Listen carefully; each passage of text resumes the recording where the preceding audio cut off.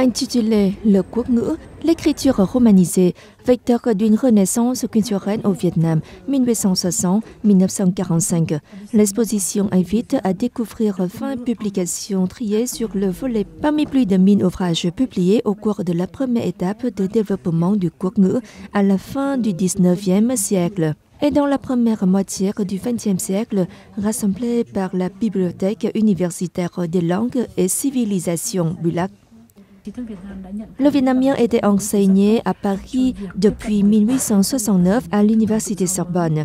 Durant la période 1871-1972, le Vietnam a été officiellement introduit dans le cursus de l'École des langues orientales. Aujourd'hui, l'Institut national des langues et civilisations orientales. À l'époque, l'Institut a coopéré avec des intellectuels vietnamiens connus au sud du Vietnam, tels que Trương Vĩnh Kỳ et Trương Minh Kỳ, pour apporter des livres et des journaux vietnamiens en France.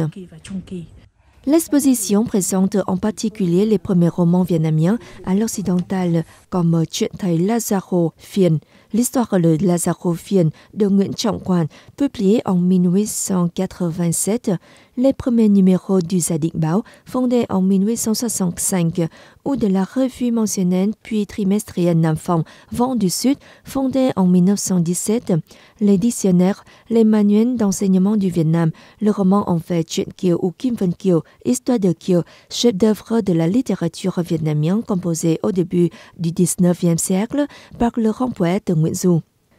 Parmi les collections que nous rassemblons, les collections vietnamiennes sont une des collections asiatiques les plus anciennes, avec des collections qui remontent au milieu du 19e siècle. Le succès de l'écriture romanisée du Vietnam, inédit dans le monde, soumis à l'influence culturelle de la Chine, est le fruit d'une collaboration depuis le XVIIe siècle entre les missionnaires européens et les lettrés modernistes vietnamiens. La diffusion de l'écriture romanisée permet de retracer l'essor de la presse et de l'édition littéraire et artistique en langue vietnamienne.